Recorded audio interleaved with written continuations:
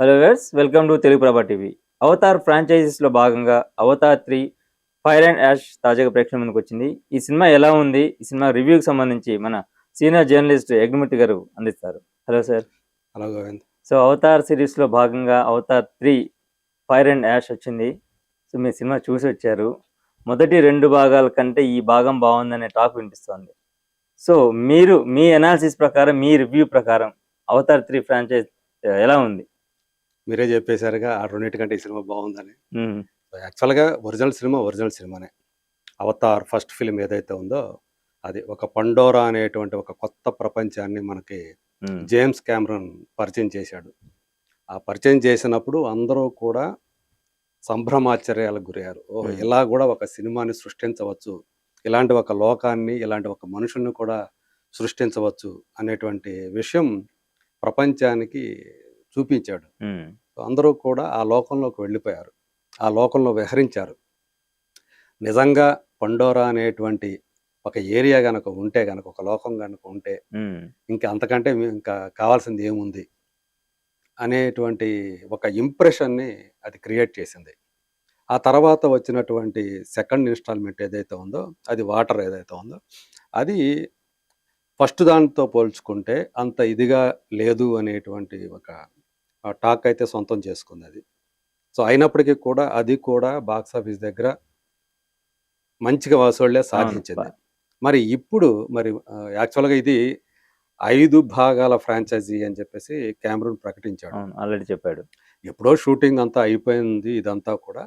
ఇప్పుడు అంటే ఇప్పుడు ఏంటంటే 2 ఏళ్లకు ఒక సినిమా తీసుకురావాలనేది దాంట్లో భాగంగా ఇప్పుడు అంటే ప్రతిసారి కూడా డిసెంబర్లోనే క్రిస్టమస్ సీజన్లో తీసుకురావాలనేది ఆయన నిర్ణయించుకున్నారు. ప్రొడ్యూసర్స్ కానివ్వండి, ఆయన కానివ్వండి. సో ఇప్పుడు 20th సెంచరీ ఫాక్స్ వాళ్ళది దాంట్లో కూడా వచ్చింది 3వ ఇన్స్టాల్మెంట్ మన దగ్గరకు వచ్చింది. అంటే పంచభూతాల మీద ఆయన చేస్తున్నాడు. ఫస్ట్ది భూమి, తర్వాత నీరు, ఇప్పుడు అగ్ని. అందుకని ఫైర్ అండ్ యాష్ అని పెట్టారు. సో ఒమటికాయ అనేది ఆ క్లాన్, ఆ జాతి పేరు. ఆ పండోరా అనేటువంటి లోకంలో, ప్రపంచంలో నివసించేటువంటి మనకి ఏదైతే నేత్రి అనే హీరోయిన్ క్యారెక్టర్ని పరిచయం చేశారో, హీరో కూడా ఆ క్లాన్ లో, ఆ జాతిలో ఒకటిగా అయిపోవటం, ఒక హ్యూమన్ గా, ఒక మనిషిగా పుట్టినటువంటి వాడు దాన్ని వదిలేసుకొని, మనిషితనాన్ని వదిలేసుకొని వాళ్ళలో ఒకటిగా ఎలా అయిపోయాడో మనం చూసాం. మొదటి పార్ట్లోనే చూసాం, ఫస్ట్ దాంట్లోనే జేమ్స్ సల్లీ క్యారెక్టర్. సో అతను యాక్చువల్గా ఒక డిఫెన్స్కి సంబంధించినటువంటి, అంటే ఒక అమెరికన్ నేవీకి సంబంధించినటువంటి మనిషి అతను. సో అలాంటి వాడు తర్వాత విలన్ స్టీఫెన్ లాంగ్, సో ఆ యాక్టర్ పేరు. సో వాళ్ళిద్దరి మధ్య గొడవ, అంటే ఒకరు మంచివాడు, ఒకడు మంచి చెడు పాత్రలకి ప్రతీకగా వాళ్ళు మనకు కనిపిస్తారు. సో అతను సెకండ్ దాంట్లో, వాటర్ దాంట్లో చనిపోయి విలన్ స్టీఫెన్ లాంగ్, కానీ తను మళ్ళీ ఈ క్లాన్ లాగా మారిపోతాడు. తను మనిషి నుంచి ఇటుకు మారిపోతాడు, ఈ క్లాన్లోకి వచ్చేస్తాడు. అయినా కానీ అతనిలో ఉన్నటువంటి ఆ విలనిజం ఏదైతే ఉందో, విలని, అది అట్లాగే ఉంటుంది. ఈ 3వ భాగంలో కూడా అతను కనిపిస్తాడు. ఈసారి ఒక కొత్త క్యారెక్టర్ని తీసుకొచ్చారు. సో ఆ క్యారెక్టర్ ఏం చేసింది, ఒక లేడీ క్యారెక్టర్. ఆమె ఇంకొక క్లాన్కి సంబంధించినటువంటి నాయకురాలు. సో ఆమె అలాగే ఈ స్టీఫెన్ లాంగ్, వీళ్ళిద్దరూ కూడా కలిసి వీళ్ళని ఏం చేశారు, ఒమటికాయ క్లాన్, ఇంకోటి మెట్కాయన్ క్లాన్ అని చెప్పేసి వాటర్లో నివసించేవాళ్ళు. సెకండ్ పార్ట్లో మనకు వాళ్ళు కనిపించారు. ఇప్పుడు ఈ దీంట్లో కూడా వాళ్ళు వీళ్ళు కలిసే ఉంటారు. ఒమటికాయ, మెట్కాయన్, ఈ 2 జాతులకు సంబంధించినటువంటి వాళ్ళు, వీళ్ళు మంచి వాళ్ళ కింద మనకు చూపించారు. సో దాంతో పాటు కొన్ని కొత్త పాత్రలు ఈ సినిమాలో మనకు కనిపిస్తాయి. సో పిల్లలు ఇప్పుడు పెద్దవాళ్ళు అవుతున్నారు, వాళ్ళొక ఫ్యామిలీ, జేక్ సల్లీది ఒక ఫ్యామిలీ. సో అందులో ఆయన ఏం చేశారు, వాళ్ళ పిల్లలు, ఒక అబ్బాయి అయితే సెకండ్ పార్ట్లో చచ్చిపోవడం చూసాం. పెద్ద కొడుకు చచ్చిపోయాడు, రెండో వాడు ఉంటాడు, తన వల్లే అన్న చచ్చిపోయాడు అని చెప్పేసి వాడు బాధపడతాడు. కానీ తన వల్ల కాదు అనేది తెలుసుకున్న తర్వాత అతను ఏం చేశాడు, ఆ పిల్లాడు ఏం చేశాడు. సో ఇలా అంటే అతనికి మళ్ళీ ఒక చిన్నపాటి ఒక లవ్ ట్రాక్. మరి జేక్ సల్లీ కానివ్వండి, నేత్రి కానివ్వండి, వీళ్ళు ఎదుర్కొన్నటువంటి ఈ విలన్లతోటి వీళ్ళ ప్రపంచానంతా నాశనం చేసేసి మొత్తం ఉమ్, దానంతా ఆక్రమించేసుకొని దాన్ని అమ్మేసేసుకొని బిలియన్ డాలర్ని సంపాదించుకోవాలనేటువంటి ఒక అత్యుత్సాహంతో ఉత్సాహం, కోరిక. వచ్చినటువంటి వీళ్ళు హ్యూమన్స్ ఎవరైతే ఉన్నారో ఈ నేవీ బ్యాచ్ ఉమ్, వాళ్ళు ఏం చేశారు, వాళ్ళది ఏమైంది, చివరికి ఏమైంది ఉమ్. అనేది ఇక్కడ మనం చూస్తాం ఈ పార్ట్ సినిమాలో. 3లో. శామ్ వర్తింగ్టన్ హాలీవుడ్ స్టార్ తను, ఆ క్యారెక్టర్లో జేక్ సల్లీ క్యారెక్టర్లో తను ఆ, ఏదైతే 2 సినిమాల ద్వారా పేరు సంపాదించుకున్నాడో ఈ సినిమాలో కూడా ఆ, అంత మంచి పేరు సంపాదించుకుంటాడు. జో సల్దానా, సో ఆమె నేత్రి క్యారెక్టర్ చేసిన ఆమె. సో ఆమెకి ఈ సినిమాలో ఇంకా మరింత ఎమోషనల్ కాన్ఫ్లిక్ట్ అనేది ఉంటుంది. హీరోకి హీరోయిన్కి మధ్య ఈ సినిమాలకు వచ్చేటప్పటికి ఒక ఎమోషనల్ కాన్ఫ్లిక్ట్ ఉంటుంది. సో పిల్లలు పెరుగుతున్నప్పుడు, అలాగే ఒక డాక్టర్ ఉంటుంది కదా, లేడీ డాక్టర్, ఆమె కూతురు ఇప్పుడు మళ్ళీ ఆ క్యారెక్టర్ కూడా ఆమె చేసింది. కాకపోతే ఇప్పుడు ఒమటికాయ క్లాన్ లాగా మారిపోయి ఉంటుంది ఆమె. ఆమె జన్మ సంబంధించినటువంటి జన్మ రహస్యం ఈ సినిమాలో బయటకు వస్తుంది. సో ఇట్లాంటివన్నీ కూడా చాలా బాగా ఒక ఎమోషనల్ కంటెంట్, అదంతా కూడా అంటే ప్రేక్షకుల్ని ఆకట్టుకునే విధంగా, అలరించే విధంగా సెకండ్ పార్ట్ లో మనకి ఏదైతే మిస్ అయింది అనుకున్నామో ఎమోషనల్ కనెక్టివిటీ, ఆడియన్స్ తోటి ఎమోషనల్ కనెక్టివిటీ ఏదైతే ఉందో ఈ థర్డ్ ఇన్స్టాల్మెంట్ లో అది బాగా కుదిరిందని చెప్పి నాకు అనిపించింది. కాకపోతే ఒకటి, ఆల్రెడీ పండోరా లోకం ఎలా ఉంటుంది అనేది మొదటి 2 భాగాల్లో చూసేశారు. ఇక్కడికి కొత్తగా ఏం చెప్పబోతున్నాడు అని కొంతమంది ఆ రకమైనటువంటి కాదు, కొంతమంది ఏంటంటే ఏం చూస్తాంలే, ఆల్రెడీ చూసేసాం కదా, కొత్తగా ఏం చూపిస్తాడు జేమ్స్ కెమెరూన్ అనేటువంటి అభిప్రాయంతో ఉండేవాళ్ళు ఉంటారు. కానీ ఇందులో ఆ కథని ఆయన కొనసాగించినటువంటి తీరు, అంటే ఎక్కడా కూడా మిస్ కాకుండా మన మునుపటి సినిమాల్లో ఉన్నటువంటి అంశం ఏదైతే ఉందో దానికి కరెక్ట్ కొనసాగింపుగానే ఈ సినిమా అనేది ఉంటుంది.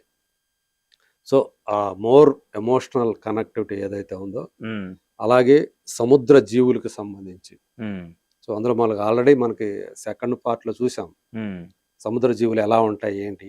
ఇందులో కూడా అవి మెయిన్ పాత్ర వహిస్తాయి. క్లైమాక్స్ లో అవి చేసేటువంటి ఏం చేశాయి ఏంటి అనేది మనం చూడాలి అక్కడ అసలు. సో అలా క్లైమాక్స్ కానివ్వండి, ఫస్ట్ హాఫ్ లో వచ్చేటువంటి ఒక యాక్షన్ ఎపిసోడ్ కానివ్వండి, అంటే ఒక కొత్త అంటే ఆమె ఎవరైతే ఉన్నారో పేరు సరిగ్గా నాకు గుర్తు రావట్లేదు, ఇంకొక కొత్త క్లాన్ ఏదైతే వచ్చిందో ఫైర్, అదే ఫైర్ అనమాట. ఆమె ఫైర్ ని సృష్టిస్తుంది. ఆమె ఓనా చాప్లిన్ అని చెప్పేసి చార్లీ చాప్లిన్ మనవరాలు ఆ క్యారెక్టర్ చేసింది.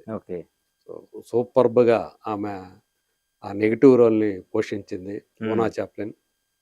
అట్లాగే ఆల్రెడీ స్టీఫెన్ లాంగ్ చాలా పెద్ద యాక్టర్. ఆయన విలన్గా మొదటి 2 సినిమాలు మనం చూసాం. ఇందులో కూడా ఆయన పర్ఫార్మెన్స్ ని మనం చూడొచ్చు, అలాంటి పర్ఫార్మెన్స్ ని. కాకపోతే ఈసారి అతని క్యారెక్టర్ లో ఇంకొక యాంగిల్ కూడా మనకు కనిపిస్తుంది. అది మనం చూడాలి, సినిమాలో చూడాలి. సో అతనికి కూడా ఒక ఎమోషనల్ కథలో కనెక్షన్ పెట్టారు. సో ఇది ఒక కొత్త పాయింట్ అనుకోవాలి ఈ సినిమాకి సంబంధించి. ఆ విఎఫ్ఎక్స్ వర్క్ కానివ్వండి, అంటే 2Dలో కంటే కానీ 3Dలో గనక ఈ సినిమా గనక చూస్తే ఆ ఎక్స్పీరియన్స్ నిజంగానే చాలా బాగా ఉంటుంది. మనం ఎక్కువ అందులో లీనమైపోతాం, ఆ ప్రపంచంలోకి వెళ్ళిపోతాం. సో అందుగురించి నేనైతే 3Dలో ఈ సినిమాను చూడండి. ఎవరైనా సరే ఆల్రెడీ చూసేసాం కదా 2 సినిమాలు, ఇంకా కొత్తగా ఏముంటది, అయ్యే లోకాలు కదా అని ఎవరైతే కొంతమంది అనుకొని అలాంటి నెగిటివిటీ కలిగి ఉంటారో వాళ్ళకైతే నేను ఒకటి సలహా ఇస్తాను, ఇది చూడండి. ఇది ఆల్రెడీ మనం అన్ని కూడా చూస్తా ఉన్నాం, అన్ని మన మనుషులకు సంబంధించినటువంటి కథలు అన్ని చూస్తున్నాం. మనుషులకి ఒక ప్రకృతిలో భాగమైనటువంటి ఒక జాతికి మధ్య, అంటే మనిషి అనేవాడు విధ్వంసాన్ని ఎలా సృష్టిస్తూ ఉంటాడు, వాడు ఎక్కడైనా కన్నేస్తే వాడి దాహం ఎలా ఉంటుంది, భూదాహం ఎలా ఉంటుంది, ఇదంతా కూడా మనిషిలో ఉండేటువంటి ఒక వికృతి కోణం. అది మనకు కళ్ళ ముందు చూపిస్తూ ఉన్నాడు జేమ్స్ కెమెరూన్. అవతార్ ద్వారా మనకి ఏం చెప్తున్నాడంటే, మనిషిలో ఉండేటువంటి క్రూరత్వం ఎలా ఉంటుందో మన కళ్ళ ముందు చూపిస్తున్నాడు, మనకే చూపిస్తున్నాడు. సో అలా ఒక ప్రకృతిని విధ్వంసం చేస్తే అది ఉమ్, ఎలాంటి పరిణామాలకి దారితీస్తుంది, ప్రపంచం ఎలా అయిపోతుంది అనేది కూడా అంతర్లీనంగా ఓకే, ఈ ఇచ్చిన ఒక కథల్లో ఉంటుందన్నమాట. చెప్పిన పాయింట్. ఓకే. ఆ! సో, అంటే ఫైర్ అండ్ యాష్ ఏముంది అంటే అగ్నితోటి ఏమి మిగిలేదేంటి బూడిద. బూడిదే, అవును. ఆ! దాన్ని గనక ఇచ్చేస్తే, ఉమ్, దుర్వినియోగం చేస్తే అనే చెప్పేటువంటి ఒక విషయం, ఉమ్, అది ఆయన ఎంత ఎమోషన్‌తో చెప్పాడు అనేది సినిమా చూడాలి ఖచ్చితంగా. ఉమ్, అది నేను సజెస్ట్ చేసేటువంటి విషయం. అందరూ ఓకే. కూడా ఆర్టిస్టులందరూ కూడా చాలా బాగా చేశారు. ఇది ప్రధానంగా ఆ లోకం ఉమ్, మరోసారి మనల్ని ఆ ఉమ్, లోకాల్లోకి, ఆ పండోరా లోకాల్లోకి, ఆ నీళ్ళలోకి, ఆ వాటర్, ఉమ్, సో, అక్కడ ఉండేటువంటి మనకి ఆయన పరిచయం చేసినటువంటి ఆ వింత వింత జీవులు ఏవైతే ఉన్నాయో, జంతువులు ఏవైతే ఉన్నాయో, ఉమ్, ఇందులో కూడా సేమ్ ఆ పక్షులుంటాయి. ఉమ్, పక్షి వాహనాలు ఏవైతే ఉన్నాయో ఉమ్, అవి ఉంటాయి. అంతా ఒక మనం నిజంగానే వేరే ప్రపంచంలోకి మళ్ళీ తీసుకెళ్ళే సినిమాగా ఉమ్, మనం చెప్పుకోవచ్చు. ఇది బాక్స్ ఆఫీస్ దగ్గర ఎలా ఆడుతుంది ఏంటి? ఉమ్, జనం దీన్ని ఎలా రిసీవ్ చేసుకుంటారు అనేది నేనైతే ఇప్పుడే చెప్పలేను. నా అభిప్రాయం మాత్రం నేను చెప్తున్నాను. ఉమ్, నేనైతే అందులో ఉన్నటువంటి ఎమోషన్‌ని, ఆయన చెప్పినటువంటి విధానాన్ని ఉమ్, నేనైతే బాగా ఆస్వాదించాను. ఉమ్, రికమెండ్ చేస్తాను కూడా ఈ సినిమాని. ఇది మరోసారి మళ్ళీ ఉమ్, మళ్ళీ చూడదగ్గ సినిమా గూడా. అంటే ఆయన ఉమ్, ఇంకా ఎన్ని తీసినా గానీ ఇది అందులో ఉమ్, భాగంగా చూడొచ్చు. రేపొద్దున మళ్ళీ ఇంకేం చేస్తాడు? ఉమ్. 3 అయిపోయినాయి. నెక్స్ట్ ఇంక నెక్స్ట్ 4, ఏం 5 చేస్తాడు? రాబోతున్నాయి. ఈసారి గాలిని తీసుకొస్తాడా? ఉమ్, ఆకాశాన్ని తీసుకొస్తాడా? ఉమ్, ఇక్కడ స్కై మ్యాన్స్ అని పెడతారు. స్కై పర్సన్స్ అంటే అవును. మనుషుల్ని స్కై పర్సన్ అంటే పైనుంచి వస్తా ఉంటారు. ఉమ్, వా విమానాల్లో, ఉమ్, ఆ వాహనాల్లో వచ్చి విధ్వంసం చేస్తా ఉంటారు. అందుకని వీళ్ళందరిని కూడా వాళ్ళు హ్యూమన్స్ అనరు. Um. Sky persons, sky person, sky sky mans man, sky అంటారు. పర్సన్స్ అని అంటారు. సో, ఆ స్కై పర్సన్స్ అంటే ఎవరో కాదు మనుషులే. వాళ్ళతోటి ఆ ఆదిమ జాతి ఏదైతే ఉంటాయో, ఉమ్, ఆదిమ జాతులు అనుకుందాం. వాళ్ళు తమ అస్తిత్వ పోరాటం, ఉమ్, తమ మనుగడ కోసం ఎలా పోరాటం చేశారు. ఉమ్, ఆధునిక ఆయుధాల సంపత్తితో ఉన్నటువంటి మనుషుల్ని ఉమ్, ప్రకృతిని నమ్ముకొని, మదర్‌ని నమ్ముకొని, గ్రేట్ మదర్ అని చెప్పేసి వాళ్ళు ఏదైతే పూజిస్తూ ఉంటారో, ఉమ్. ప్రకృతి మాత అనుకోండి. ఒక చెట్టు ఉంటది కదా! మనం అవును, చూపించారు. అవును. సో, దాన్ని వాళ్ళు మదర్‌గా గ్రేట్ మదర్‌గా భావించుకుంటారు. మరి ఈ సినిమాలో ఆ గ్రేట్ మదర్ ఏం చేసిందనేది కూడా ఒక పాయింట్ ఉంది. ఓకే. వాళ్ళని విపత్కర పరిస్థితుల్లో ఆ గ్రేట్ మదర్ వాళ్ళని గట్టెక్కిచ్చిందా లేదో గూడా ఈ సినిమాలో మనం చూడొచ్చు.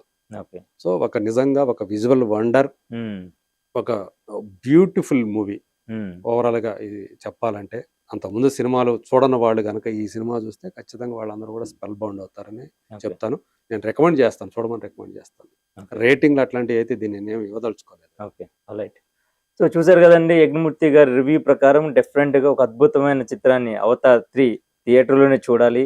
ఆ అనుభూతి పొందాలంటే థియేటర్‌లో ఖచ్చితంగా చూసి తీరాల్సిందే అంటున్నారు. సో, మీరు కూడా ఆ అనుభూతి పొందాలంటే 'అవతార్ 3'ని థియేటర్‌లో చూడండి.